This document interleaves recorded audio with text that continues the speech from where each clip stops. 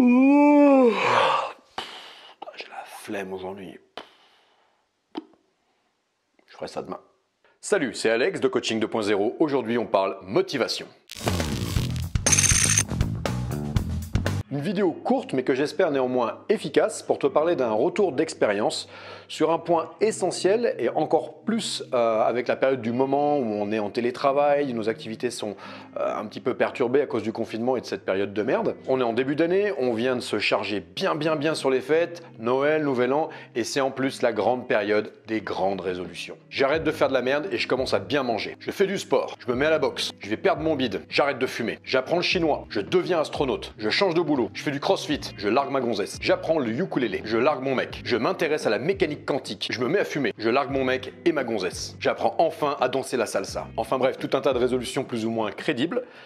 Néanmoins, pour certaines personnes, ce sont des objectifs que l'on souhaite vraiment atteindre. Et là, j'ai un petit truc à te donner. Avant même de coacher ou d'entraîner les gens, que ce soit pour apprendre à danser ou pour apprendre la boxe ou les arts martiaux ou la préparation physique, je suis moi-même un grand débutant. J'ai cette addiction en fait de l'apprentissage. J'ai toujours besoin d'apprendre et de découvrir de nouvelles choses. Lorsque l'on apprend quelque chose, qu'on est sur ce parcours d'apprentissage, on nous dit souvent qu'il faut trouver la motivation. Il faut être motivé. Pour moi, la motivation, c'est un peu comme une consultation permanente de ton humeur, de ton état d'âme. Si on prend un exemple concret, très simple, admettons, cette année, tu t'es dit, allez, je me mets au footing, je vais courir 2 fois par semaine. Ça y est, on est la première semaine de janvier, tu as décidé d'aller courir. Ah ouais, mais aujourd'hui il neige, j'irai demain. Ah, mais demain j'ai un rendez-vous, ça veut dire qu'il va falloir que je me lève 1 heure plus tôt.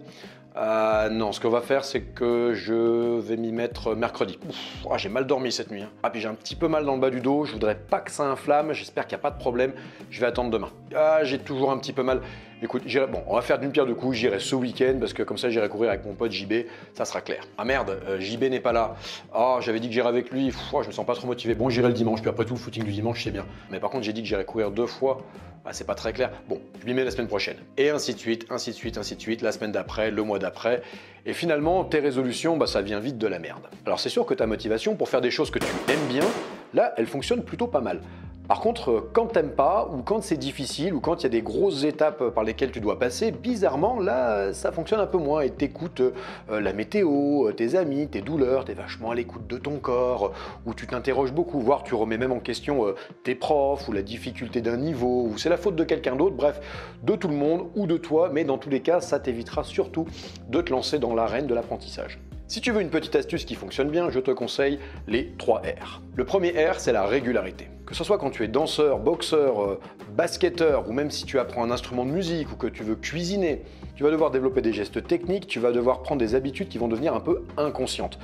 Et pour ça, il faut être extrêmement régulier. C'est un excellent moyen en fait de diluer une difficulté. Tu ne te poses pas de questions. Si tu as décidé de dire voilà 3 fois par semaine je vais courir, 3 fois par semaine tu vas courir. Il pleut, je vais courir. Il neige, je vais courir. Je suis fatigué, je vais courir. JB n'est pas là, je vais courir. J'ai pas encore acheté ma super paire de chaussures, je vais courir. J'ai pas le temps, je vais courir. À part une guerre nucléaire ou ta belle-mère qui débarque à la dernière minute, tu ne dois tolérer aucune excuse. Que tu aies envie ou pas, n'interroge pas ta motivation. Tes états d'âme, ton humeur, ta fatigue, on s'en fout. Mais vraiment, on s'en fout. Pourquoi? Parce que tu as décidé. Le deuxième R, c'est la rigueur. Parce qu'une fois encore, on a vite fait de se mentir. Je vais courir 3 fois par semaine. Ouais, effectivement, il y a un créneau, tu vas courir 3 fois par semaine. Mais bon, tu cèdes à la facilité. Au début, c'était un peu dur, mais maintenant, tu n'es plus vraiment essoufflé. En plus, parfois, tu marches un petit peu, alors que tu pourrais continuer de courir. Mais bon, finalement, dans ta tête, ça suffit, et tu as été courir, etc. Si tu n'es pas rigoureux dans ton apprentissage, en fait, tu vas vite céder à la facilité et tu vas vite rester dans ta zone de confort.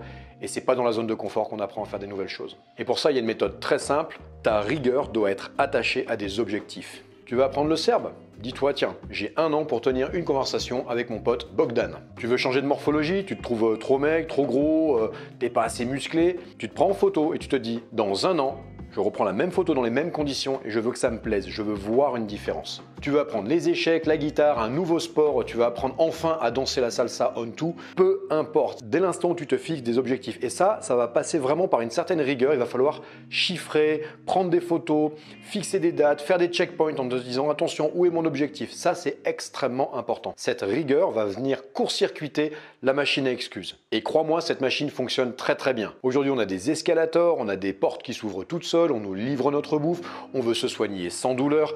Bref, l'effort, la difficulté, c'est quelque chose qu'on sait de moins en moins faire. En tout cas, c'est mon analyse. Si tu es régulier et rigoureux, tu auras des résultats. Et quand tu auras obtenu ces résultats, tu seras fier de toi, tu vas pouvoir ajuster ta méthode et te refixer à nouveau de nouveaux objectifs. Donc, laisse tomber la motivation, régularité, rigueur pour obtenir des résultats. Tout ça, ça fait un peu développement personnel, bien-être, vive le yogum et les elfes des bois. Mais néanmoins, même si c'est de la rhétorique, c'est un outil intellectuel qui te permet de façon très simple de te focaliser sur des choses basiques. Cette routine, les 3 R, c'est quelque chose sur lequel tu dois être focus en te disant allez, cette année je vais arrêter de faire de la merde et je vais vraiment décider de faire des progrès pour pouvoir être fier de moi. Si tu aimes bien la philosophie de comptoir et que tu as envie de blablater, que ce soit de danse, d'arts martiaux, de combat ou de même pas mal d'autres sujets, je te donne rendez-vous mercredi sur la chaîne Bien-être et Baston de ma pote Céline. Là, on va parler, comme dans le titre, de bien-être et de baston. On va parler du mouvement, on va parler d'arts martiaux, on va parler éventuellement de self-défense. Je me suis laissé entendre dire qu'on parlerait peut-être aussi également de cinéma, peut-être de Monsieur Patate et apparemment aussi de sexualité. Ça sera à 21h sur sa chaîne Twitch et ça risque d'être plutôt sympa. Et d'ici la fin du mois, ça sera sur le mur d'Achille sur Facebook. Pour tous ceux qui sont danseurs, passionnés de musique ou de salsa, j'ai la chance d'être invité par le tandem de choc Achille et Hicham. On va parler de salsa, de Sundex, on va parler de plein de choses, de la tectonique des plaques et éventuellement du vaccin ou d'Eric Raoult. On verra. Allez, je te laisse rédiger tes objectifs et si déjà tu as tenu toute la vidéo, c'est déjà que tu as une forme de ténacité et ça c'est plutôt pas mal. Ciao!